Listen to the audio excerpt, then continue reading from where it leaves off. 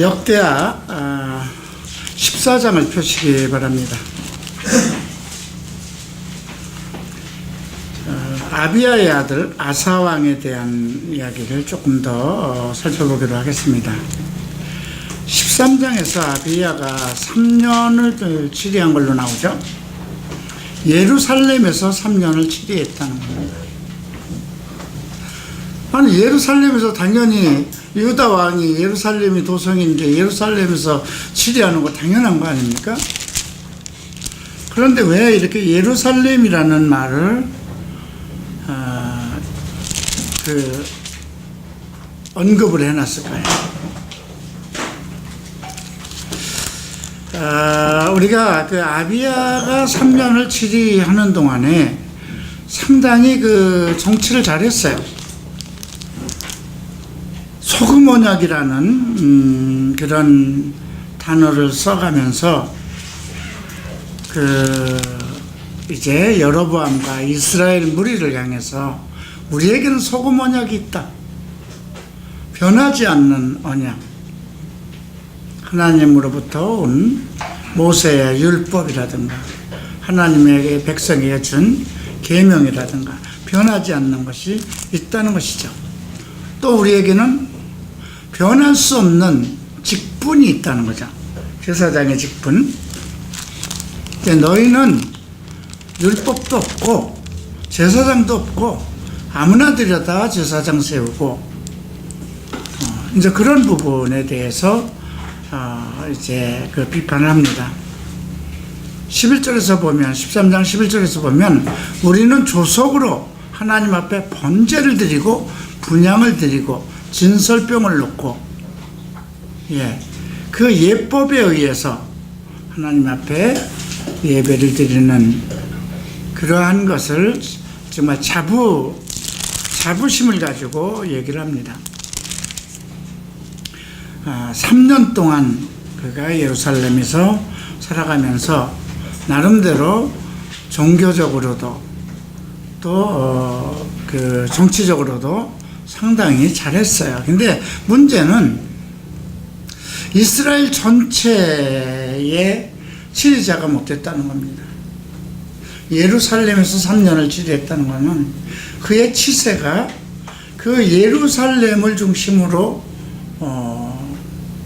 그 정치 세력이라든가 또 이러한 종교적인 그런 것이 예루살렘 도성을 중심으로 확고하게 펴나갈 수 있었지만 전 지역적으로 아직 산당을 중심으로 해서 이루어지는 어떤 종교적인 이런 부분을 완전히 물리치지 못했다는 겁니다.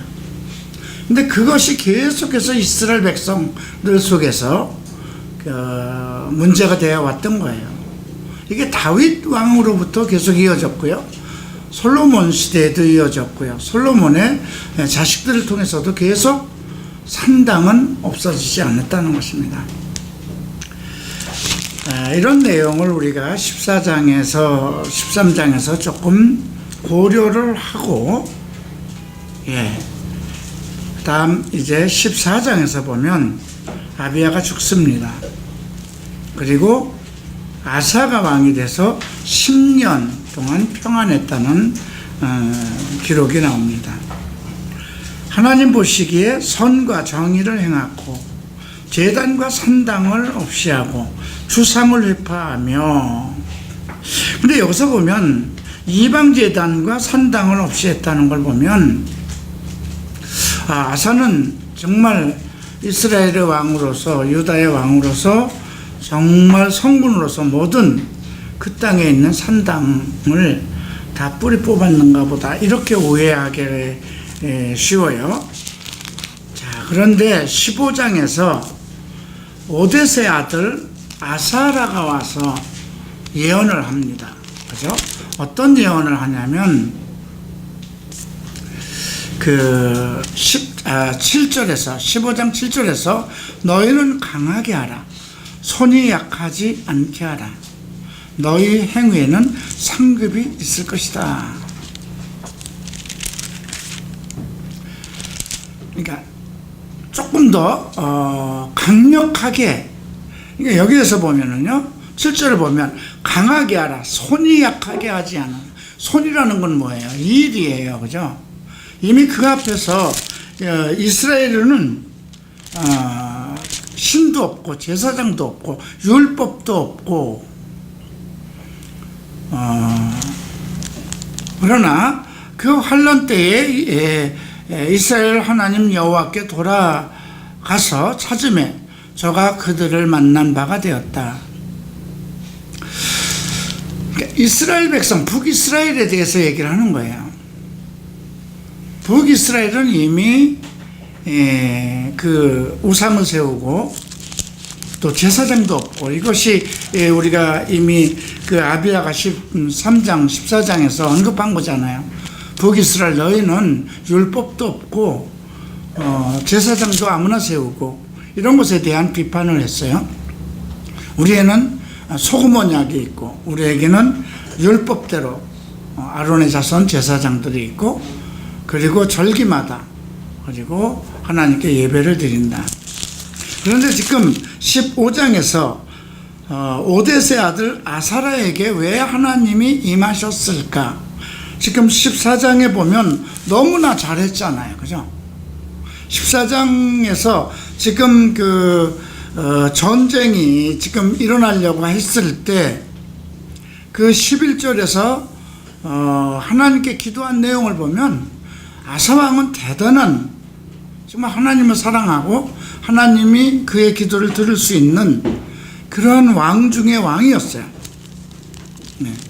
그래서 전쟁에서 승리도 얻었고 정말 10년 동안 평안한 통치를 할 수 있는 위대한 왕 중의 왕이었음에도 불구하고 왜 하나님의 신이 오뎃의 아들 아사라를 통해서 말씀을 전했나? 그죠? 자, 누구에게 얘기하는가 보십시다. 15장 2절을 보면 아사입니다. 그 다음 유다 지파입니다. 그 다음 베냐민 무리. 그러니까 이스라엘 왕국, 남왕국의 주축이 되는 그 두 지파가 유다 지파하고 베냐민 지파잖아요. 나머지 10지파는 북이스라엘로 다 여로보암을 따라간 거잖아요. 그런데 아사 왕을 중심으로 해서 이렇게 딱 집어서 얘기한다는 건 너희 10지파도 아니고 단 2지파 아니냐. 그리고 위대한 왕 아사가 있지 않느냐. 예. 내 말을 들으라 이렇게 합니다. 여호와와 함께하면 여호와께서 너희와 함께 하실지라.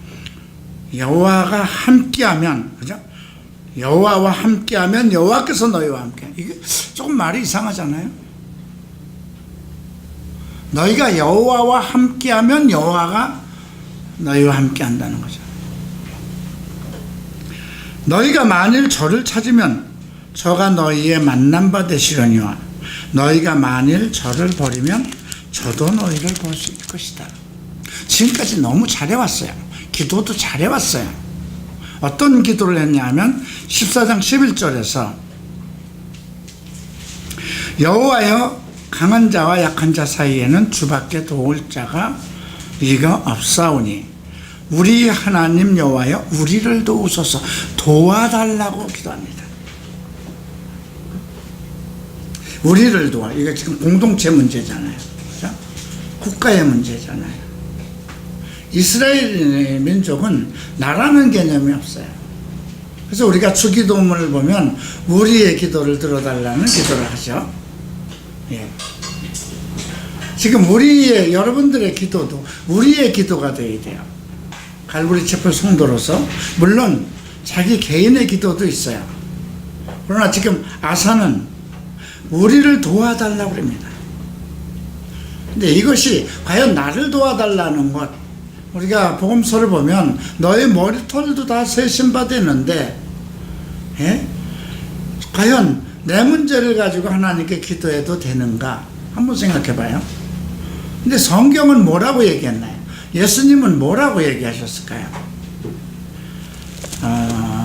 마태복음 21장을 좀 보십니다.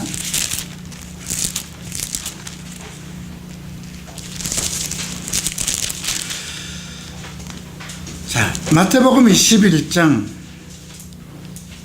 22절에서 너희가 기도할 때에 무엇이든지 믿고 구하는 것은 다 받으리라.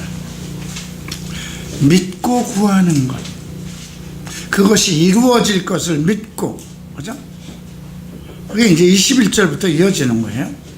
만일 너희가 믿음이 있고 의심치 아니하면, 전제가 믿음이 있어야 되는 거예요. 이 무화과 나무에게 된 이런 일만 할 뿐 아니라 이 산더러 들려 바다에 던져오리라 해도 될 것이다.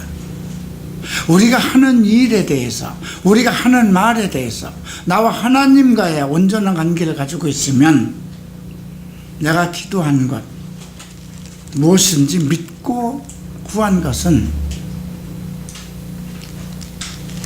다 받는다고 말씀하셨고요.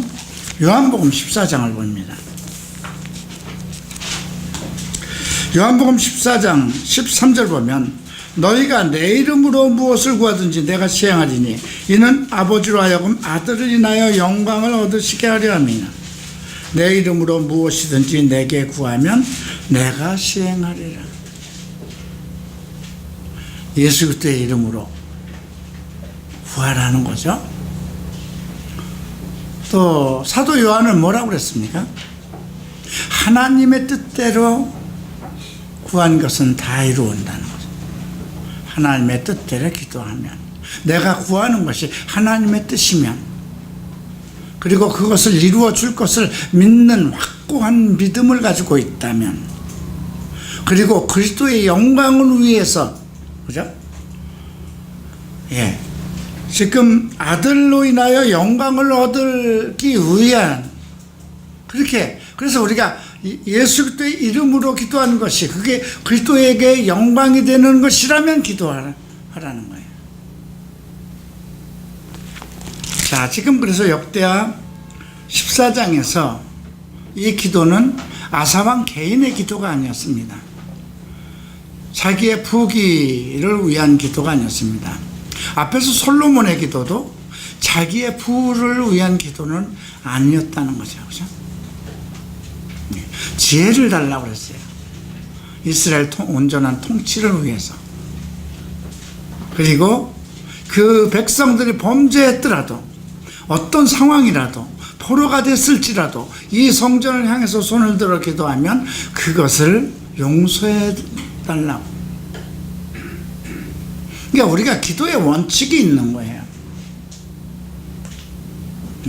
지금 어떠한 문제가 생겼는데 강한 자와 약한 자 사이에 나를 도울 자가, 다 다른 사람이 약한 자를 돕겠습니까? 강한 자를 돕겠습니까? 사람은 강한 자를 도와요. 사람은 다 죽어가는 사람을 안 돕는단 말이죠. 강한 자를, 부한 자를 도와야 나중에 얻어먹는 것이 있고 힘을 쓸 수 있기 때문에 사람은 절대로 망해져가는 사람을 돕지를 않아요. 그런데 약한 자와 강한 자 사이에는 오직 주밖에 도울 분이 없다. 이 얘기는 지금 우리는 약하고 저기는 강해서 도저히 이길 수가 없는 상황이라는 걸 전제로 하는 거예요. 그죠? 왜냐하면 9절에서 구스 사람 세라가 군사 100만을 가지고 왔어요. 그런데 지금 8절에 보면 아사의 군대는 방패와 창을 잡는 자가 30만이요 베냐민 중에서 작은 방패를 잡았고 활을 당기는 자가 28만이니까 58만 밖에 안 돼요. 배의 군사가 지금, 그리고 거기는 그 병거 300승, 병거라는 건 말 탄 자들이에요. 완전 그 당시에 보면 전차나 마찬가지. 지금 시대에 그 상황 속에서 약한 자와 강한 자 사이에, 강한 자와 약한 자 사이에는 오직 도울 자가 주밖에 없다. 합리적인 논리를 피는 거잖아요. 그죠? 그리고 우리 하나님 여호와를 찾습니다. 하나님과의 관계를 얘기하고요. 우리를 도우소서.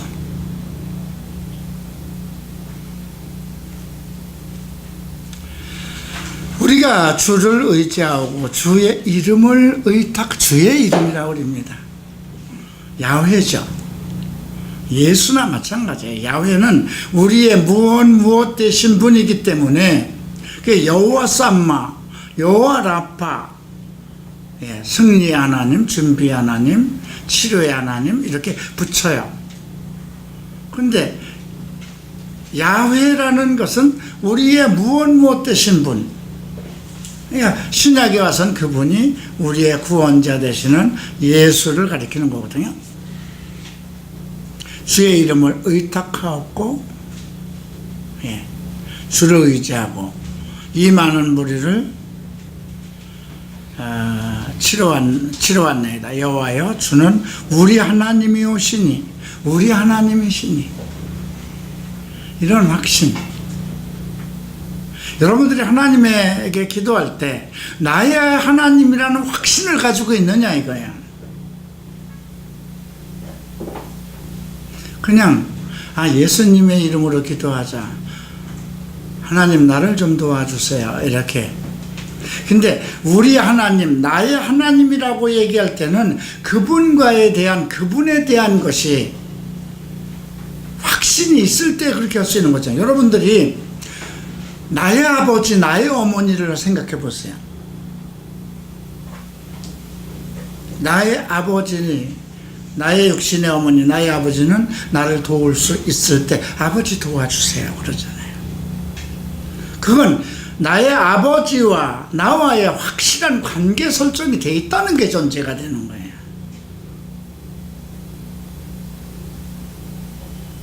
근데 여러분들과 하나님 사이에 그렇게 확신이 있느냐 이거예요. 뭐가 그렇게 되려면 뭐가 없어야 되나요? 그 사이에 틈이 있어서는 안 돼요.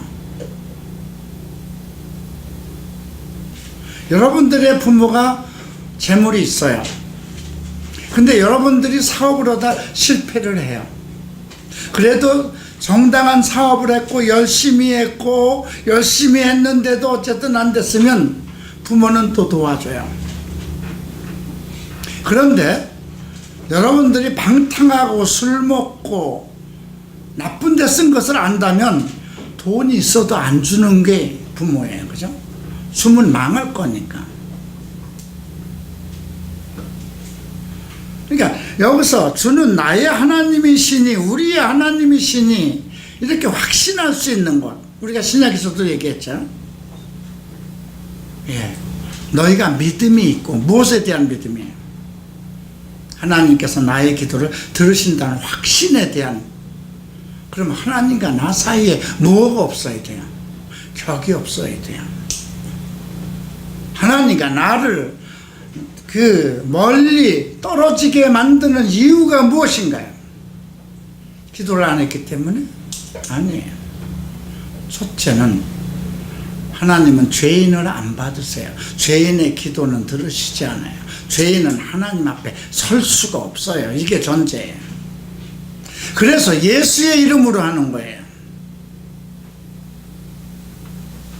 구약에서는 그냥 우리 하나님, 우리 여호와여 이렇게 불렀지만 우리는 중보자라는 예수 그리스도가 있다는 걸 확신해야 되는 거예요. 자, 요한 1서를 한번 보십시다.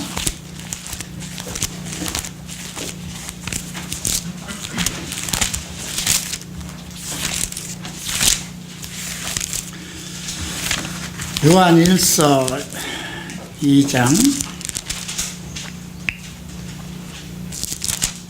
1절을 보면 나의 자녀들아 내가 이것을 너희에게 쓰면 너희로 죄를 범치 않게 하려 함이라. 죄의 문제가 전제되어 있어요. 그리고 나서 만일 누가 죄를 범하면 아버지 앞에서 우리에게 대언자가 있으니 곧 의로우신 예수 그리스도라. 여기서 만일이라는 가정을 했어요. 그런데 이 글을 쓰는 이유, 성경을 쓰는 이유, 우리에게 이렇게 복음을 전달하는 이유는 죄를 범치 않게 하기 위해서. 근데 만일 누가 범죄를 하면 아버지 앞에 우리 대언자, 나를 대신해서 얘기해 줄 분이 계신다는 거예요. 왜 그럴까요? 왜 내가 죄를 범했는데도 아버지 앞에 나를 대변해 줄 예수님께서 왜 대변해 줄까요?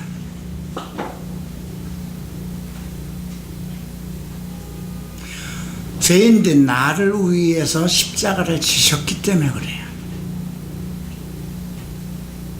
그 어쩌겠어요? 그게 사랑이에요. 그렇죠? 우리가 바울도 로마서 5장 8절에서 우리가 아직 죄인 되었을 때 그 아들 예수 그리스도를 십자가에 내어주심으로 아버지의 사랑을 확증하였다고 그랬어요. 아직 우리가 죄를 짓고 있는 그 상황 속에서도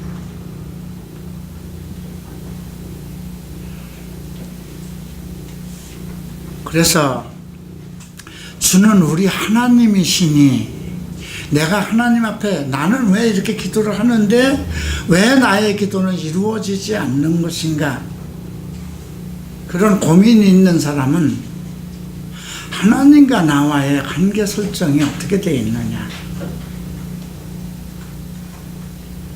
아직 내가 하나님 앞에 설 수 없는 죄의 문제가 있는 사람이라면 더욱더 예수 앞에 가야 돼요. 더욱더 예수를 사랑해야 돼요. 내 문제를 해결해 주신 분이 예수기 때문에 이미 해결됐고, 앞으로도 나를 위해서 중보해 주시고 기도해 주실 분이 그분이고, 끝까지 그리스도의 나라까지 이끌고 가실 분이 그분이에요. 그래서 예수라는 이름에 대해서 여러분 구원자잖아요. 구원자예요. 구속자. 이미 구속이라는 것은 그의 피로 나를 죄를 구속한 것이고, 구원자라는 건 어떤 상황에서도 나를 구하시는 분이잖아요. 그것을 위해서 기름 부음을 받은 자라는 건, 그리스도라는 건 뭐예요? 사명을 받으신 분이라는 거예요. 나를 구원하시기 위한 사명을 받으신 분이라는 거예요. 그러니까 내가 예수 그리스도와의 관계가 그분을 통하지 않으면 하나님 앞에 갈 수가 없는 거예요.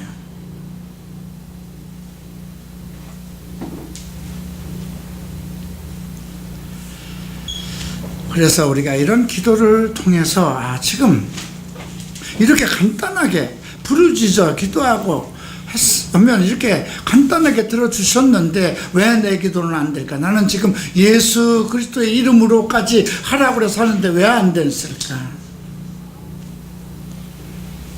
이미 14장 2절에서 하나님 보시기에 선과 정의를 행했다고 그러잖아요. 그죠? 그 다음에 우상을 다 끊어냈고요. 제단과 산당을 없애고요. 주상, 자기 궁궐 내에 예루살렘에 있는 어떤 그 우상의 흔적들, 모형들을 완전히 회파하고, 아세라상 거기까지 들어와 있었던 거예요. 아세라상이 그걸 다 철거해냈던 거예요. 그런데 왜 하나님의 신이 5대 아들 아사라에게 왜 다시 와서 이 얘기를 할까요? 여호와께서 너희와 함께 하실지라, 너희가 여호와와 함께 하면 함께 하실지라. 함께 하고 있고 잘 하고 있는데 이런 말 하진 않잖아요. 그죠? 뭔가 틈이 지금 있는 거예요. 하나님이 아주 망가지고 버린 자들에게는 예언자를 보내서 경고하고 안 해요. 근데 잘 하고 있는데 잘하고 있는데 완전하게 잘하지 않았을 때, 완벽하게 모든 것을 하지 않았을 때 이 말을 하는 거예요. 너희와 함께 하실지라. 여호와와 함께하면 함께 하실지라. 만일 저를 찾으면 저가 너희를 만나시게 되려니와. 여호와와 함께하면 함께 하시고 너희들이 찾으면 반드시 만나게 되겠지만 만일 너희가 저를 버리면 저도 너희를 버릴 것이야. 조건부예요. 그리고 이스라엘에 대해서 얘기합니다. 저 북 이스라엘 너희들 알지 않냐? 참 신도 없고 제사장도 없고 율법도 없고 그렇게 산지 그렇게 된 지가 오래되었는데도 불구하고 그들이 환난을 당할 때 여호와 앞에 돌아가서 찾음에 그들을 만난 바가 되셨다는 거예요. 이게 예언자에게, 이게 하나님의 긍휼하신 사랑이에요. 아합도 그랬어요. 아합도 좀 마음을 겸비했을 때, 위에서 우리가 배웠잖아요. 많은 왕들이 잘못했지만 그 예언자의 말을 듣고 겸비했을 때 자기를 낮추고 하나님께 돌아오면 하나님이 받으셨어요. 이건 지금도 마찬가지예요. 지금은 더욱더 그 아들 예수 그리스도의 피에 증거가 있기 때문에, 그래서 우리가 어떻게 해서든지 그리스도의 흔적이, 그리스도의 사랑과 은혜와 흔적이 나에게 있어야 되는 거예요.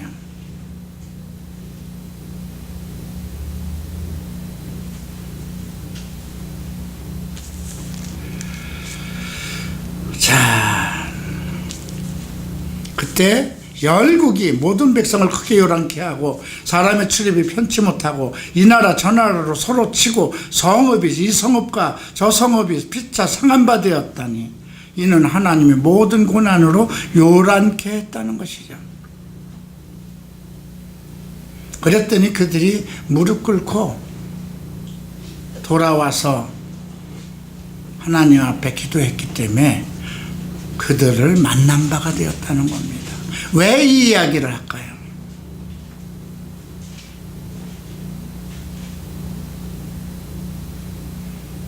근원직이라는 건 뭐예요? 이스라엘, 북이스라엘이 그렇게 하나님을 버리고 제사장도 쓰지도 않고 하나님께 제사도 안 드리고 했어도 내 백성이라는 거예요. 내 백성이기 때문에 그들이 돌아와서 하나님을 찾을 때 내가 돌아봤다는 거죠. 너희들도 지금 내 백성이라고 그래서 열심히 잘하고 있지만 그들하고 상황이 다르지 않느냐 이거예요. 너희들은 율법도 가지고 있고 제사장도 드리고 있고 하나님의 성전에서 예배를 드리고 있는데 왜 아직도 빈 구석이 있느냐 이거예요. 뭐가 이거를 내가 치우면, 전국에 있는 산당들을 다 치우면 혹시 국가적인 혼란이나 백성들이 다 반란을 일으키든가 그런 두려움 때문에 떨고 있는 거냐 하고 물어보는 거예요. 그런즉 너희는 강하게 하라. 손이 약하지 않게 하라는 거예요. 손이라는 건 일을 하는 거잖아요. 이 양 하는 길에 완벽하게 하라는 거예요. 너희 행위에는 상급이 있음이니라. 너희가 그렇게 하면 반드시 상급을 받을 것이라. 자, 8절 보세요. 아사가 이 말 곧 선지자 오뎃의 예언을 듣고 마음을 강하게 하여, 알아들었어요 무슨 얘기인지. 이건 뭐냐면 아사의 마음속에 모든 산당이라든가 그런 가증한 물건들을 저거 다 치워버려야 되는데, 저런 거 다 없애버려야 되는데, 그런 마음은 있어도 감히 손을 대지 못했던 거예요. 왜냐하면 재상들의 집이라든가 대단한 그 세력을 가지고 있는 군대 장관의 집이라든가 이런데 그런 것들이 있을 경우에 내가 저런 걸 다 했다가 저놈이 화를 내면 어떡할까, 반란이라도 하면 어떨까, 그런 마음을 갖게 마련이거든요. 그러니까 마음을 굳게 강하게 하고 네 하는 손의 일을 늦추지 말라. 그리고 가증한 물건을 유다와 베냐민 온 땅에서 제하였다는 거예요. 가증한 물건이 어디에 있었을까요? 산당에 있었거든요. 그러니까 알아들은 거예요, 아사가. 에브라임 산지에서 빼앗은 성읍에서도 제하고, 또 여호와의 낭실 앞 여호와의 단을 중수하고, 예. 유다와 베냐민 무리를 모으고 에브라임과 므낫세 앞 시므온 가운데서 나와서 저희 중에 우고하는 자를 다 모았으니 이는 이스라엘 사람이 아사의 하나님 여호와께서 그의 하심을 보고 아사에게 돌아오는 자가 많았다. 북이스라엘 사람들이 막 들어오기 시작하는 거예요.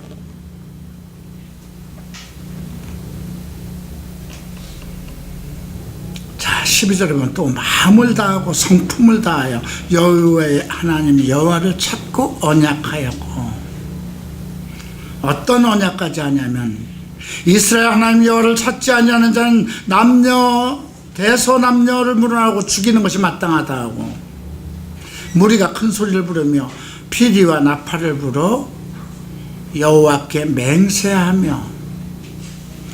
자, 이걸 통해서 우리가 알 수 있는 것은 감동을, 국민 전체에게 어떤 그 감동적인 일을 그 백성들이 다 함께 누리도록 하는 거죠. 온 유다가 이 맹세를 기뻐한지라 무리가 마음을 다하고 맹세하여 뜻을 다하여 여호와를 찾음으로 여호와께서도 저를 만난 바가 되시고 그랬어요. 그죠? 오데세 말대로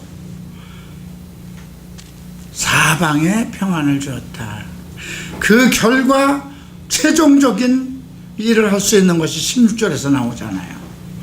와사 왕의 모친 마아가 자기 어머니잖아요. 아세라의 가증한 목상을 만들었으므로. 근데 뭐 태우가 그 우상을 직접 만들었겠어요? 사람 시켜서 만들었겠죠?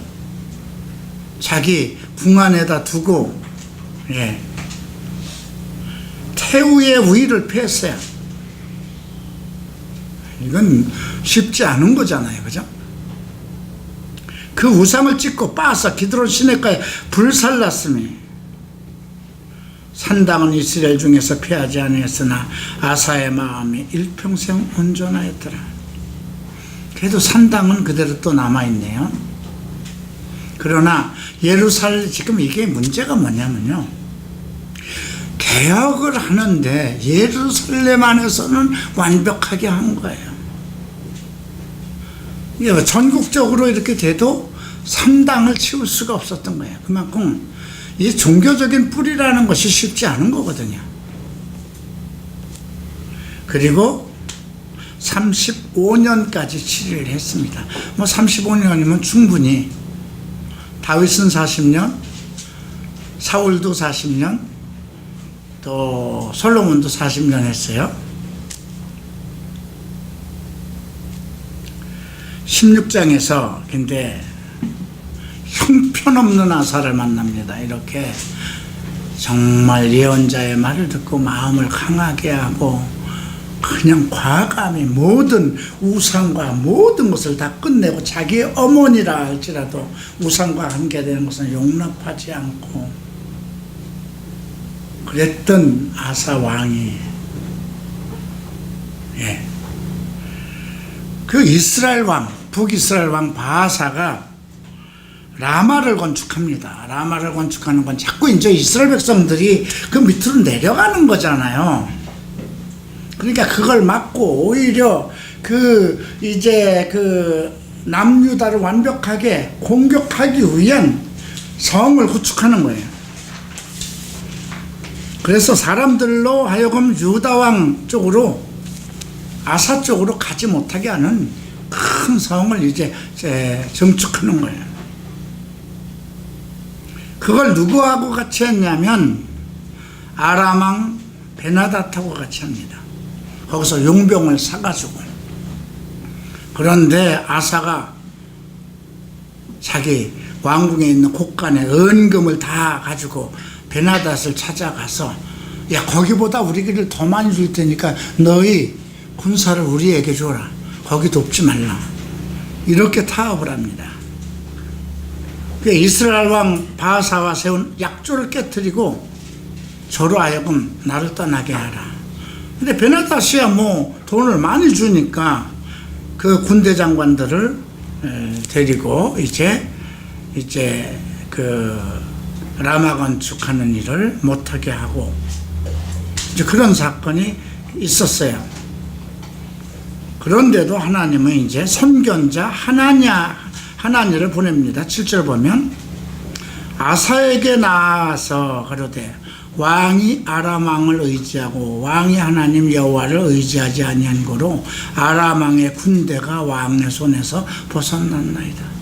하나님 앞에 완벽하게 당신이 그런 믿음을 가지고 있으면 그 아람 왕이라 할지라도, 아무리 강한 아람 왕이라 할지라도 왕의 손에 있는 게 당연한데, 여호와의 눈은 온 땅을 두루 감찰하사 전심으로 자기에게 향하는 자를 위하여 능력을 베푸시나니 이 일은 왕이 망령 때에 행하였은즉 이후부터는 왕에게 전쟁이 있으리라.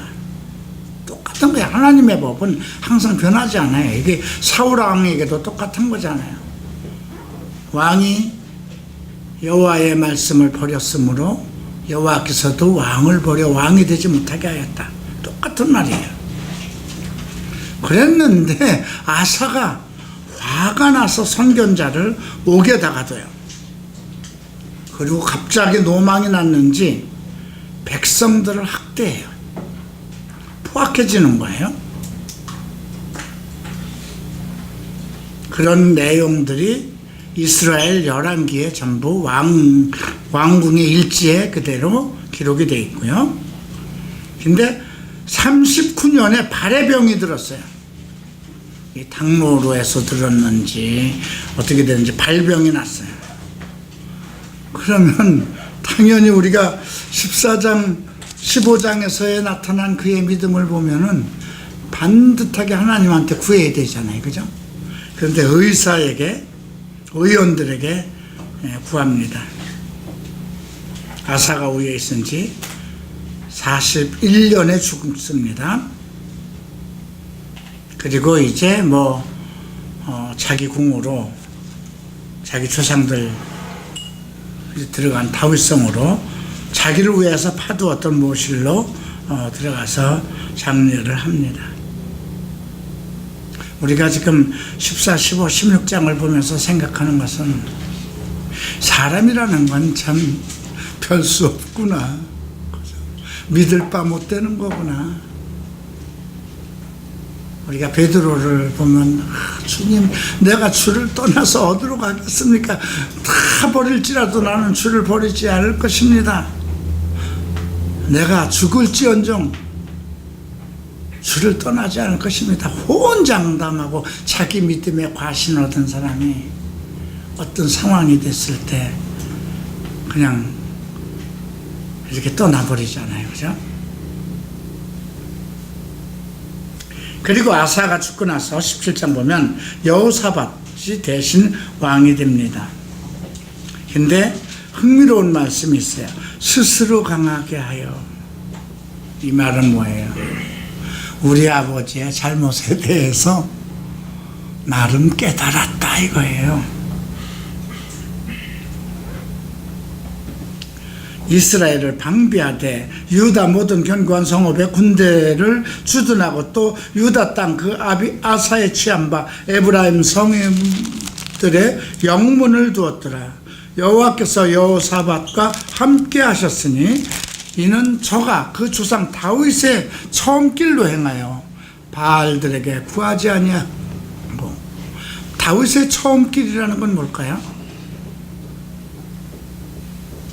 네. 밧세바로 범죄하기까지 있었던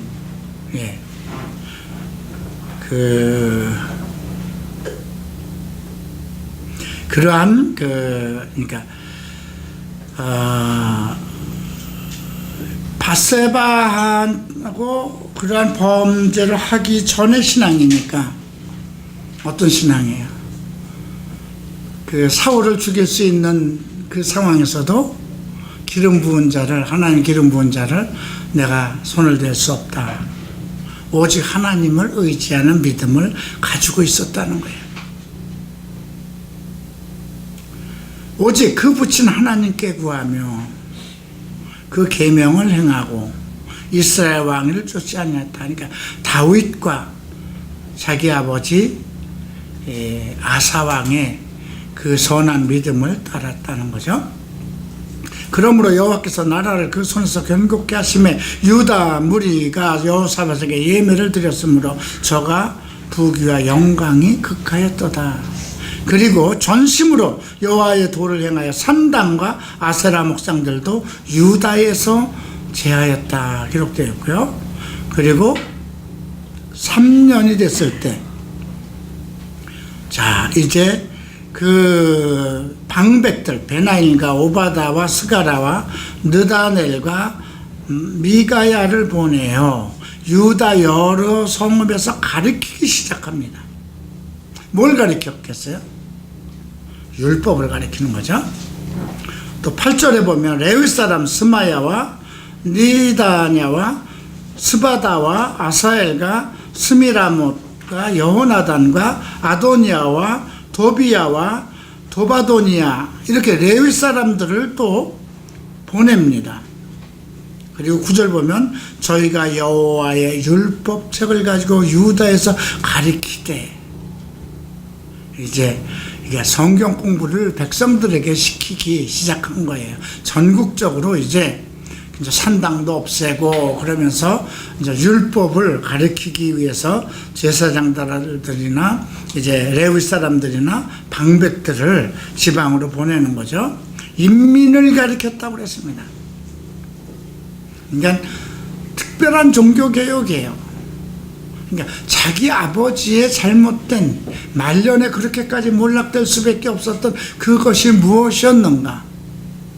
열심히 했지만 예루살렘 안에서만 종교개혁을 한 거거든요. 그래서 이제 레위 사람들과 자기 부하들, 믿을 수 있는 사람들을 다 보냅니다. 보내서 율법을 인민을 가리킵니다.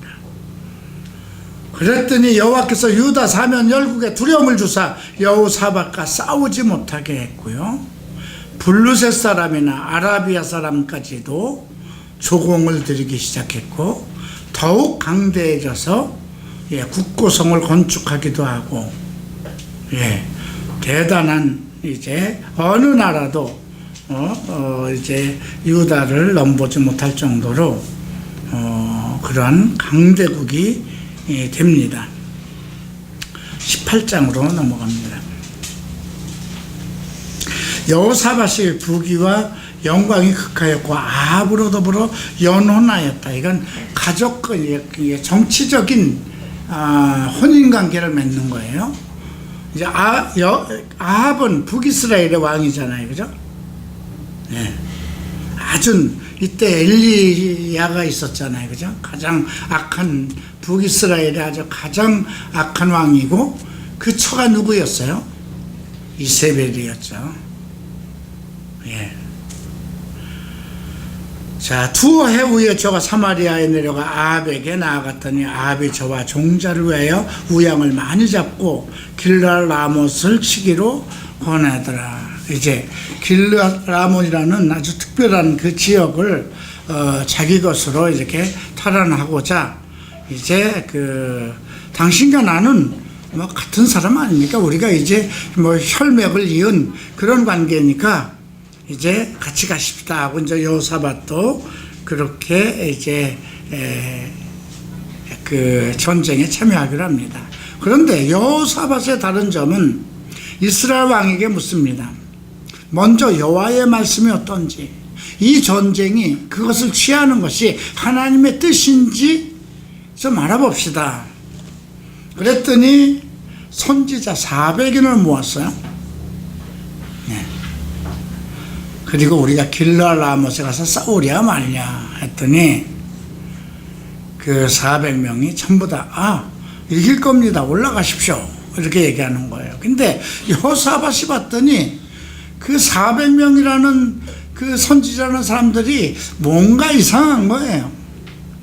그래서 야 진짜 물을 만한 선지자 없나? 이렇게 했더니 딱 한 사람 미가야라고 하나가 있는데 그 친구는 밤낮 나에게 불리한 말만 합니다. 미운 말만 합니다. 그랬더니 여호사밧이 그런 말 마소서. 그리고 내시를 통해서 미가야를 불러옵니다. 여호사밧이 왕복을 입고 사마리아 성못 광장에서 자기 보좌에 앉았고 선지자가 그 앞에서 이제 예언을 하는데 그나아나의 아들 시드기야가 철로 뿔들을 만들어 가지고 와서 여호와의 말씀이 왕이 이것들로 아람 사람을 찔러 진멸하리라 하였다. 그렇게 이제 예언을 합니다. 모든 선지자도 시드기야 말을 듣고 길랏 라못으로 가라고 그러죠. 근데 이제 미가야를 부르러 간 사이 사자가 이럽니다. 그 누구에게 얘기하냐면 야 선지자들이 전부 다 시드기야 말을 따르니까 너도 가서 그렇게 얘기를 해라. 이렇게 미가야에게 얘기하니까 미가야는 여호와의 사심을 가리켜 맹세하되 나는 하나님께서 말씀하시는 것 그것만을 말할 것이다. 그리고 이제 왕 앞에 서니까 왕이 묻습니다. 우리가 길랏 라못으로 싸우러 갈까 말까 했더니 올라가서 승리를 얻으소서 저희가 왕의 손에 붙임받으리라. 이렇게 뜬금없는 똑같은 예언을 하는 거예요. 근데 이게 거짓말 같고 비아냥거리는 것 같아서 이제 내가 몇 번이나 너를 명색해야 하겠느냐 했더니 16절에서 이렇게 얘기하죠. 내가 보니 온 이스라엘이 목자 없는 양같이 산에 흩어졌는데 여호와의 말씀이 이 무리가 주인이 없으니 각각 평안히 그 집으로 돌아갈 것이라 하였나이다. 하나님은 지금 전쟁에 관심을 가지고 있는 게 아니라는 거예요. 목자 없는 양, 영적인 지도자가 없는 것을 하나님은 걱정한다는 거예요. 이 무리가 주인이 없으니 그들의 영혼을 책임지고 그들을 이끌 하나님의 백성은 반드시 영적인 지도자가 있어서 그들을 이끌고 가야 되는데 목자 없는 양같이 흩어져서 주인이 없으니 각각 평안히 그의 집으로 올라갈 것이다. 이 말은 다 믿음도 없고 그냥 자기 생업에 열중할 것이다. 그러니까 이제 그 아합이 여호사밧에게 가면 저는 내게 길한 것을 얘기하지 않습니다. 항상 나쁜 것만 예언합니다. 그러니까 미가야가 이렇게 얘기하죠. 왕은 여호와의 말씀을 들었어서 내가 보니 여호와께서 그 보좌에 앉으셨고 하늘의 만군이 그 좌우편에 모셔섰는데 여호와께서 말씀하시기를 누가 이스라엘 왕 아합을 꾀어 저로 길랏 라못에 올라가게 가서 죽게 할거 아니 하나는 이렇게 하겠다 하고 하나는 저렇게 하겠다 했는데 한 영이 나와 여호와 앞에 서서 말하되 내가 저를 꾀겠나이다. 여호와께서 저에게 이르시되 어떻게 하겠느냐 가로되 내가 나아가서 거짓말하는 영이 되어 그 모든 선지자 입에 있겠나이다. 여호와께서 가라사대 너는 꾀이겠고 또 이루리라 나가서 그리하리라 하였은즉 이제 여호와께서 거짓말하는 영을 왕의 이 모든 선지자 입에 넣으셨고 또 여호와께서 왕에게 대하여 화를 말씀하셨나이다. 그랬더니 이제 그 시드기야 그 거짓 예언자가 미가야의 뺨을 칩니다. 여호와의 영이 나를 떠나 어디로 가서 너와 내게 말씀하겠느냐. 그리고 미가야가 가로되 내가 골방에 들어가서 숨는 그날에 볼 것이다. 이제 여호와께서 나타나면 이제 미가야가 골방에 숨을 곳까지 얘기하죠. 그리고 이제 미가야를 잡아다 아몬과 왕자 요아스에게 끌고 가서 고생의 떡과 고생의 물, 이 말은 뭘까요? 물도 제대로 주지 말고 밥도 제대로 그냥 죽지 않을 만큼만 주라는 뜻이죠. 그랬더니 미가야가 왕이 참으로 평안히 돌아오셔야할진데 나로 하나님께서 그렇게 평안 말씀하지 않았겠죠. 너희 백성들아 다 들어라. 이제 결국은 거짓말하는 영들의 말을 따르게끔 만들어 놨다는 거야. 아합으로 하여금 바른 말을 하는데도 바른 말을 알아듣지 못하고 오히려 그 말이 나를 해치는 말로 생각하게 하고 거짓말하는 것을 믿도록 하게 하는 것.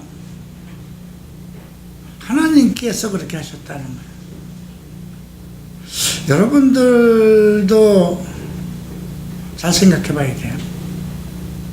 어디 뭐 교회 안에서도 뭐 예언을 한다는 사람들 많고 그러잖아요. 예. 그때 잘못하면 미혹하는 영이 나를 사로잡아서 그렇게 거짓말에 이끌려서 갈 수도 있다는 거죠. 어떤 사람들은 뭐 사업을 하는데 뭐 그렇게 해서 뭐 실패를 보기도 하고 하나님께서 이걸 하라고 그래서 하나님께서 하라고 그랬는데 왜 막네요, 그죠? 자, 그리고 이제 두 사람이 길라 라모스로 갑니다. 근데 이제 여호사밧이 꾀를 냅니다. 이스라엘 왕 아합이 꾀를 내서 당신은 왕복을 입고 이스라엘 왕으로 변장하고 군중으로 들어가십시오. 그리고 자기는 이제 그 변장하고 군정에게 들어갑니다.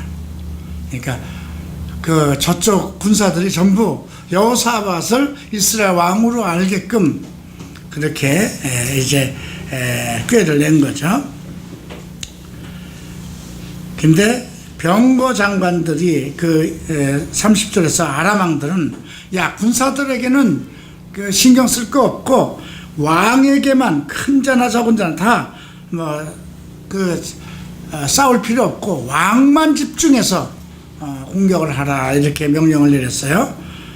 그런데 이제 여호사밧이 이스라엘 왕 옷을 입었으니까 이제 여호사밧을 보고 야 여기 이스라엘 왕이 있다 이렇게 했는데 여호사밧이 소리를 지르는 거예요.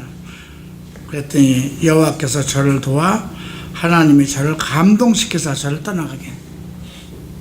하나님께서 이런 상황에서도 지키시는 거죠. 자, 그런데 아합은 어떻게 됐나요? 33절을 보면 한 사람은 우연히 활을 당기어서 이스라엘 왕의 갑옷을 솔기를 쏜지라 왕이 그 병거 모는 자에게 이르되 내가 부상하였으니 내 손을 돌이켜 나라 군중에게 나가게 하라.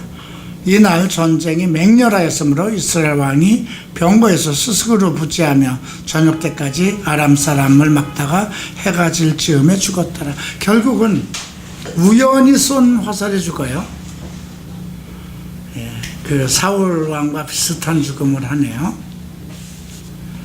하나님이 도우시면 어떠한 상황 속에서도 어떠한 올무에 딱 사로잡혀 있을 때에도 하나님이 그를 그 올무에서 모면하게 하고 또 어떤 잘못된 영에게 이끌린 사람은 그 잘못된 어떤 꾀를 내고 어떤 지혜를 내도 사람의 지혜를 내도 결국 죽임을 당하는 그런 상황을 볼 수 있습니다. 19장 오늘 19장까지만 하겠습니다. 유다왕 여호사밧이 평안히 예루살렘으로 돌아와서 그 궁으로 돌아가고요. 선견자 예후가 이게 많은 그 아사왕이나 여호사밧 왕의 좋은 점은 뭐냐면 바른 선지자들이 예언자들이 있었다는 거예요.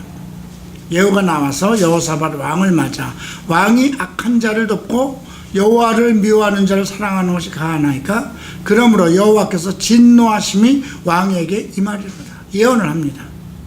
왜 악한 자 아합하고 같이 지내느냐 이거예요. 그러나 왕이 선한 일도 있으니 이는 왕이 아세라 목상들을 이 땅에서 없애야 하고 마음을 오로지 하여 하나님을 찾으면습니다.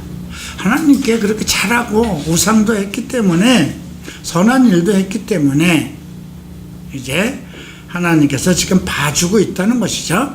여호사밧이 예루살렘에 거하더니 나가서 브엘세바에로부터 에브라임 산지까지 민간에 순행하며 저희를 그 열주 하나님 여호와께로 돌아오게 하고, 이제 지방으로 다니는 거예요.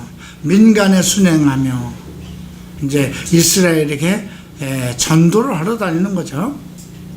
또 유다와 온 나라 견고한 성에 재판관을 세우되 성마다 있게 하고, 이건 백성들의 어려움을 도살푸는 그러한 그 상담자를 두는 거죠. 재판관을 둬서 억울한 사람이 없게 하는 거죠. 재판관에게 이릅니다. 너희는 행하는 바를 삼가라. 너희의 재판하는 것이 사람을 위한 것이 아니요 여호와를 위함이니 너희가 재판할 때 여호와께서 너희에게 함께 하실 것이다. 그러니까 재판을 오직 하나님의 법대로 하라는 거죠. 그런즉 너희는 여호와를 두려워하는 마음으로 삼가 행하라. 우리 하나님 여호와께서는 불의함도 없으시고 편복됨도 없고, 편벽이라는 건 사람 얼굴을 가려서 보는 거, 됨도 없으시고 뇌물을 받으심도 없으시니라. 그러니까 사람 얼굴 가리지 말고 돈도 받지 말고 불의하게 재판하지 말라, 이렇게 얘기하는 거죠. 여호사밧이 또 예루살렘에서 레위 사람과 제사장 이스라엘 족장 중에서 사람을 세워 여호와께 속한 일과 예루살렘 거민의 모든 송사를 재판하게 하고, 도성에는 이제 레위 사람과 제사장과 족장을 세우는 겁니다. 저희에게 명하여 너희는 여호와를 경외하고 충의와 성심으로 이 일을 행하라. 교육에 힘쓰는 겁니다. 여호와를 사랑하고 각 지방마다 재판을 바로 세우고, 무릇 어느 성읍에 거한 너희 형제가 혹 피를 흘림이나 율법이나 계명이나 율례나 규례로 인하여 너희에게 와서 송사하거든 저희를 경계하여 여호와의 죄를 얻지 않게 하여 너희와 너희 형제에게 진노하심이 임하지 말게 하라. 이렇게 너희가 이렇게 행하면 죄가 없을 것이다.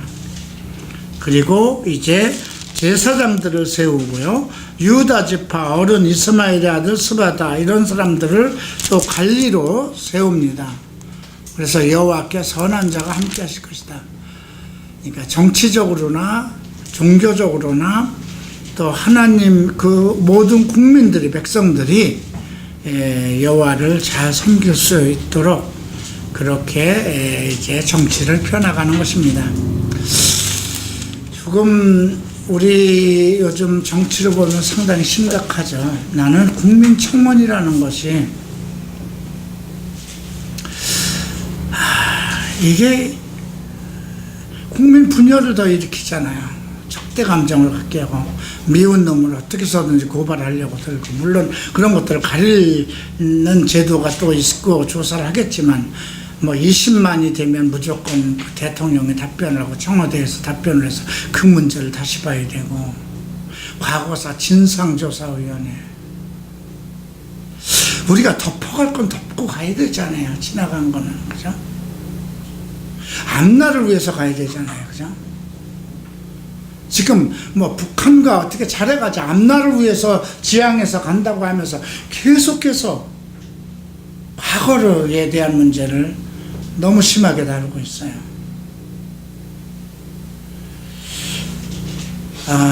그래서 상당히 하나님은 이걸 어떻게 보실 것인가.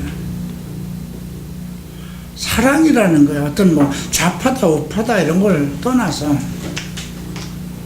음행이 치달을 대로 치달았고요, 그죠? 계속해서 뭐 10년, 20년 전에 있었던 일, 뭐 그런 뭐 과거에 어떤 뭐 그런 걸 다 떠나서 어떤 틀 쳐내고 꺼내고, 과거에 이건 재판을 잘못한 거니까 또 다시 해야 된다. 뭐 일사부재리라든가 이런 것은 그냥 뭐 관계가 없이 돼버리는 거예요. 그러면 이 정부가 천년 만년 계속 가느냐 이거예요. 아니잖아요. 그러면 보복과 이런 것을 당한 다음 정권 때 또다시 그대로 갚아주지 않겠느냐 이거예요.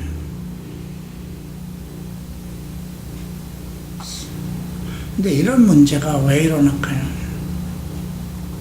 우리가 마가복음 배울 때 8장에서 음행과 죄가 백성들 속에 만연한 것,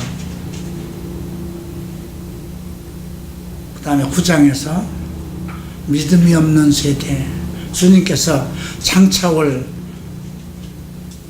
두 세대를 책망했어요. 음행과 죄의 세대. 세상은 점점 죄와 음행으로 빠져버리는 그런 시대가 이르고, 교회는 갈수록 믿음 없는 세대가 되어버리고, 대한민국만큼 이 인구 밀도로 봐서 우리 다 합해 5천도 안 되잖아요. 근데 교회 분포를 보든가 목사를 보든가 하면 이거 대단한 거예요. 지금 오늘 이 아합에게 400명의 예언자가 있었다는 거예요. 그 예언자들은 하나님을 믿는다고 하는 사람들이에요. 그런데 아세라의 예언자들은 또 몇 명 있었어요. 800이 있었어요. 그건 이세벨이 이끄는 집단들이에요. 그런 것을 이렇게 생각했을 때 교회가 지금 어떻게 해야 될 것인가. 교회 안에 전부 다 뭐 기도회가 또 있기는 있겠지만은, 그죠? 그래서 참 국가가 심히 걱정이 됩니다. 뭐 나에 대해서는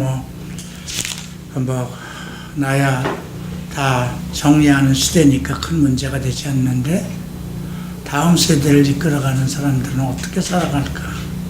국가적으로 북한하고 잘 된다 그래도 문제고, 안 된다 그래도 계속 좌파우파에서 싸움은 더 커질 것이고, 경제적으로는 어려워질 것이고, 재벌들이든 뭐든 어떻게 살려나가야 되잖아요. 근데 다 그냥 다 망하게 해버리면 어떡할 거예요, 그죠? 다 잡아놓고 그러면, 그죠? 돈이 안 돌고, 이게 가면 갈수록 청년 일자리는 없어지고, 그리고 이제 그 의료보험이라든가 하면서 그 복지정책은 자꾸 말로 정치의 공약으로 내세웠기 때문에 다 줘야 되잖아요. 어린아이들 그냥 무료 급식한다고 했으니까 다 무료로 줘야 되는데, 지금 유치원들 문제까지 드러나고,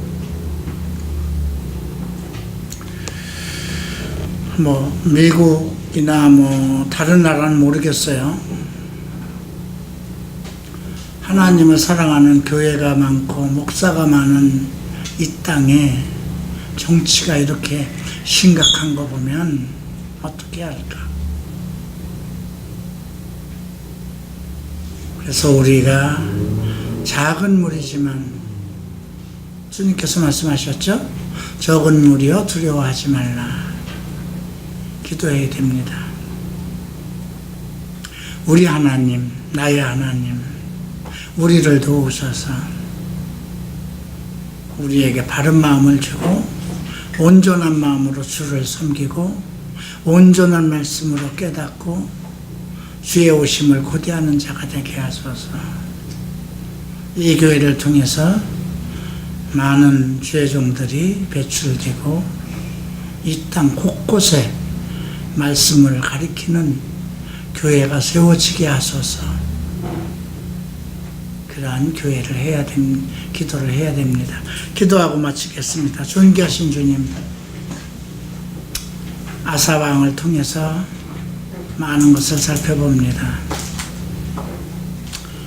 여호사밧을 통해서 또 우리의 연약함이 무엇인가, 사람의 얼굴을 보지 말라고 그랬는데 하나님에게 열정적인 믿음을 갖고 하나님을 사랑하면서도